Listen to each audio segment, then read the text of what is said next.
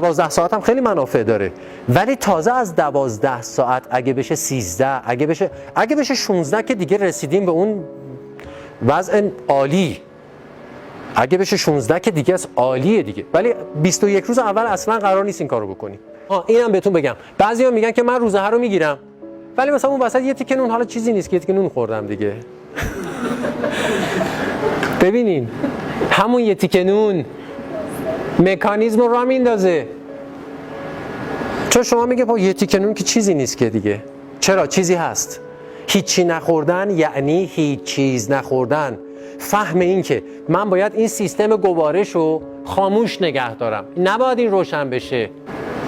روشن بشه اون کوره اتمی راه میفته، ETC راه میفته، میزان قند میره بالا، میزان متابولیسم میره بالا، میزان انسولین میره بالا. کل اون تلاشی که کردیم همه هیچ از بین میره. هیچی نخوردن یعنی هیچ چیز نخوردن. جز آب الزام داره.